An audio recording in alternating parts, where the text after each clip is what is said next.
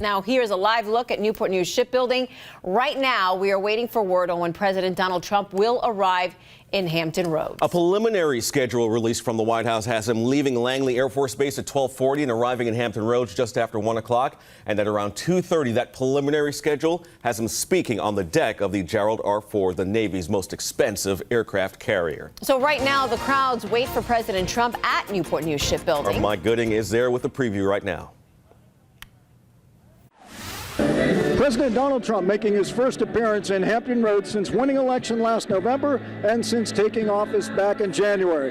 Given the venue, the world's newest aircraft carrier, widely expected that he will devote his comments specifically to military matters, especially specifically his plan to increase defense spending by $54 billion and to increase the size of the Navy fleet to 350 ships. He could talk about the SEAL raid in Yemen. He could talk about his long-awaited plan to defeat ISIS. It's really anyone's guess. We can tell you that the president will be accompanied by the Secretary of Defense, James Mattis, and by the Chief of Naval Operations, Admiral John Richardson. He will not be accompanied by the Secretary of the Navy because, well, he doesn't have one. We'll be here throughout the day and we'll have complete coverage later. For now, reporting live in Newport News, Mike Gooding, 13 News Now.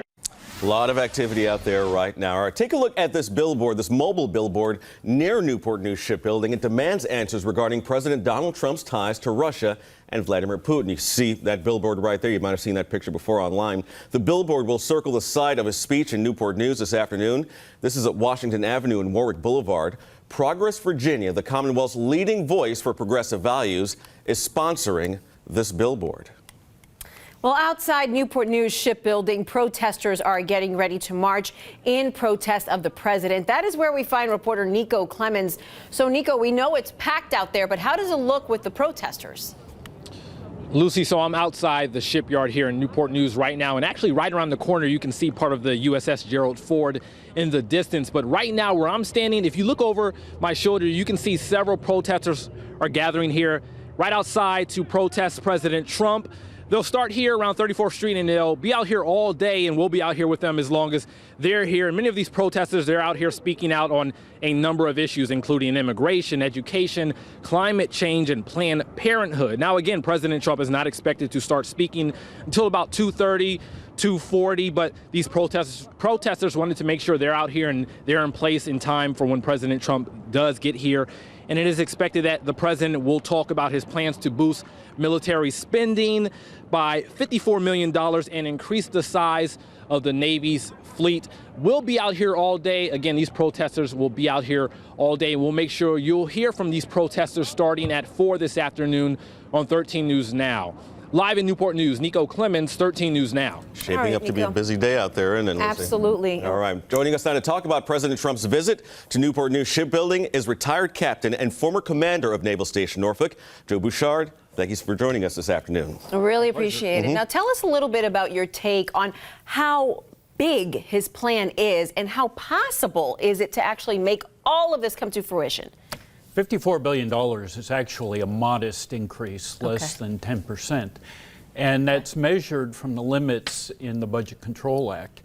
The DoD request for this upcoming fiscal year was actually about $35 billion higher than that. So to quote John McCain, Trump's increase is only 3% above what DoD wanted. So the talk is big, but the plan not so much. Not so much, but in one sense that's a good thing because it will allow the increase in spending to proceed at a measured pace. The last thing you want to do is throw a bunch of money at defense willy-nilly. All right, let's talk really quick about the impact on Hampton Roads here. We're talking about the shipbuilding community here. A lot of these nuclear subs are built right here, or excuse me, carriers are built right here. What would the impact be for, first of all, our workforce here in Hampton Roads and the naval station? Well, the carrier construction is already funded. Ford and the next two carriers, Kennedy and Enterprise. So no immediate impact on that program. But it will have benefits for Hampton Roads. A lot of the funds will go into readiness and maintenance accounts, personnel accounts, And all that is good for Hampton Roads. Right. That's going to mean more business for our shipyards. Yeah, we know we have 5 right now that are in maintenance phases, as we spoke to Dave Hecht, who's the spokesperson out there. A couple of them just came back from deployment. So the work between the Navy and Huntington Ingalls is constantly coming and going. Constantly happening. So it's going to be a lot more if this budget goes through. And that's for the next the next federal budget coming out next year. Yes, for fiscal year 2018. 2018. That'll start October 1st. All right, much to We'll see what he discuss. has We'll to see say. what the president has planned for that money. All right, thank you so much, Joe. We'll check in with you in a little bit later.